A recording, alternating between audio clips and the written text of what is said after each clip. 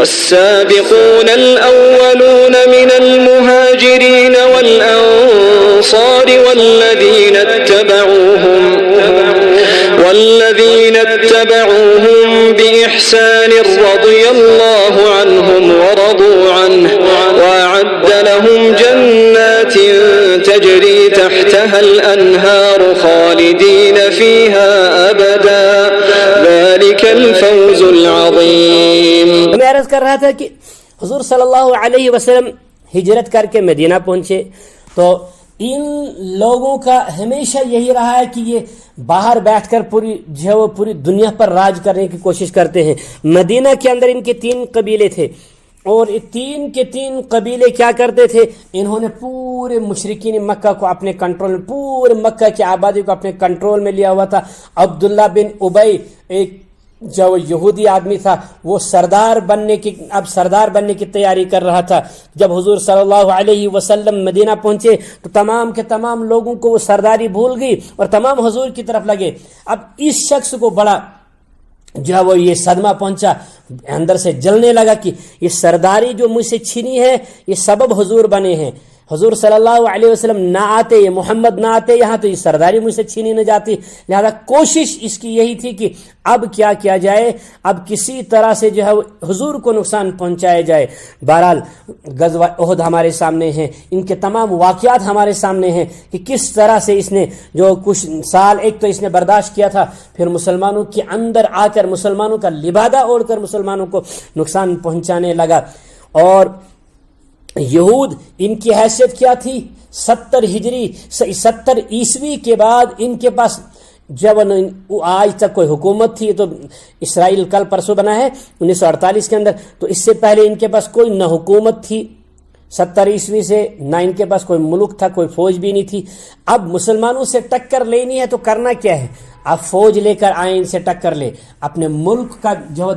ملک کی طاقت لے کر آئے ان کے ساتھ ٹکر لے, وہ تو ان کے پاس کچھ بھی نہیں تھی. لہذا انہوں نے کہ مسلمانوں سے انتقام لینا ہے تو کیا کریں, کسی طرح سے اب مسلمانوں کو آپس میں لڑایا جائے. تو مسلمانوں سے ٹکر لینی ہے, مسلمانوں سے لڑنا ہے تو وہ کس طرح سے لڑا جائے, مسلمانوں کے آپس میں ٹکرایا جائے.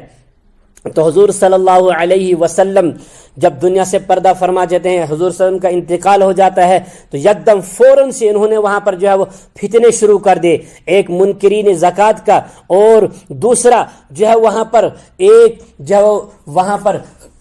جو جھوٹے جو ہے وہ نبوت کا دعویٰ کرنے والے لوگ کھڑے ہو گئے. مسلمہ کذاب کا ایک آپ کے سامنے واقعہ نظر آتا ہے کہ جنگ یمامہ کے اندر ان کو جو ہے وہ, حالانکہ مسلمان بہت تعداد میں شہید صحابہ تابعین شہید ہوئے, مگر اللہ تبارک و تعالیٰ کے فضل سے ان کو شکست فاش ہوئی. اور منکرین زکوٰۃ کا فتنہ ان لوگوں نے اٹھانے کی کوشش کی, ابوبکر صدیق نے اس کو بھی جو ہے تہس نہس کر کے رکھ دیا. یہ 2 بڑے فتنے انہوں نے اٹھانے کی کوشش کی, ان میں ان کو ناکامی ہو جاتی ہے. اب یہاں سے فاروق اعظم کا دور آ جاتا ہے. فاروق اعظم نے کیا کیا, فاروق اعظم نے قیصر اور کسریٰ کو بھی توڑ کے رکھ دیا.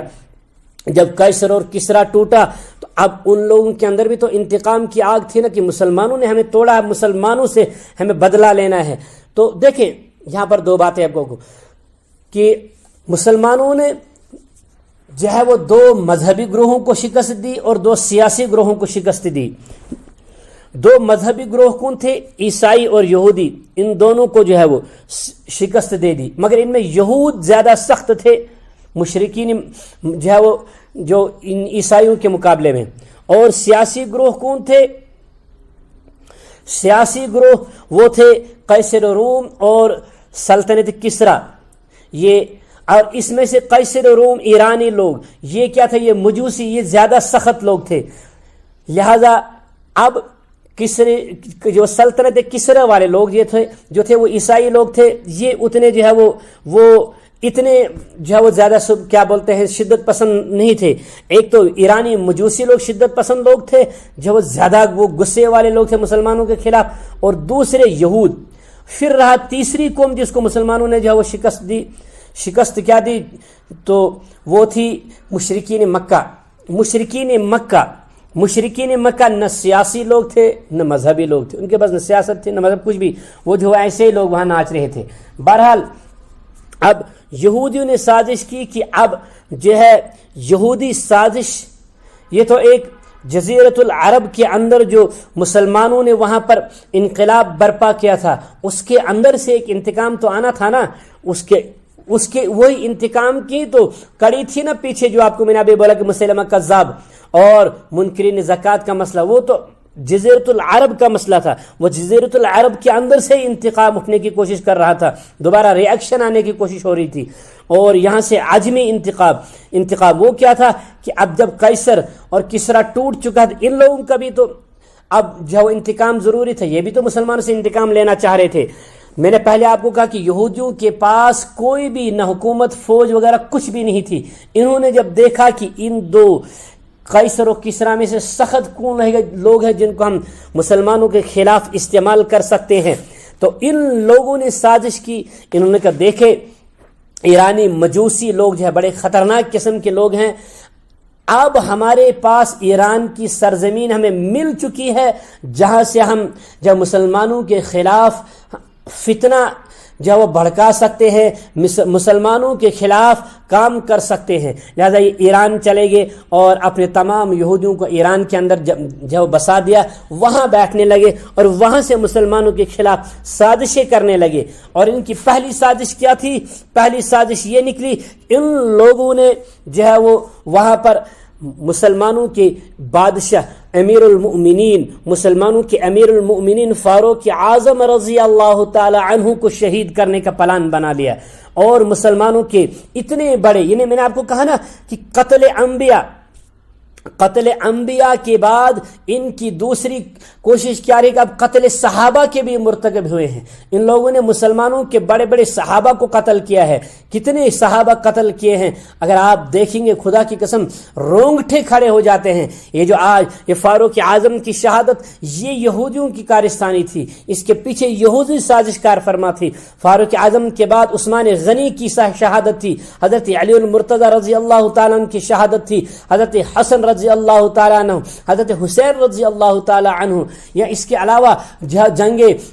اس میں جنگ صفین کے اندر اور جنگ جمل کے اندر، جنگ نہرواں کے اندر 90,000 کے قریب 1 لاکھ کے قریب صحابہ تابعین کے قاتل ہیں یہ لوگ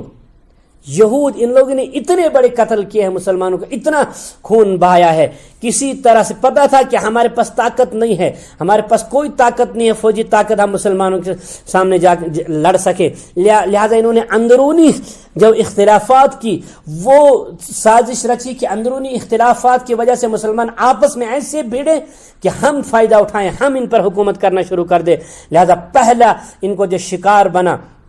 وہ تھا کہ فاروق اعظم کو راستے سے ہٹا لیا جائے، کہ مسلمانوں کی عمارت اسی ایک آدمی کی پر کھڑا ہے، اس ایک ستون کو ہٹا لیا جائے مسلمانوں کی۔ یہ انقلاب نبوی کی جو ایک عمارت، ایک جو اتنا بڑا جو کیا بولتے ہیں قلعہ کھڑا ہے، وہ اس ایک انسان پر کھڑا ہے، اس کو ہٹا لیا جائے، یہ دھڑام کر کے نیچے گر جائے گا اور آپس میں خانہ جنگی ہو جائے گی۔ مگر یہ اس میں ناکام ہوئے، ویسا نہیں ہو سکا۔ عثمان غنی رضی اللہ تعالیٰ عنہ نے بڑی مہارت کے ساتھ جو ہے وہ وہاں پر مسلمانوں کی قیادت کی اور تمام لوگوں کو یکجا جمع کر دیا، یہ وہاں پر بھی ناکام ہوئے۔ مگر ان بدبختوں نے جو ہے وہ حضرت فاروق اعظم کو شہید کر دیا۔ حضرت فاروق اعظم کی شہادت بھی انہی لوگ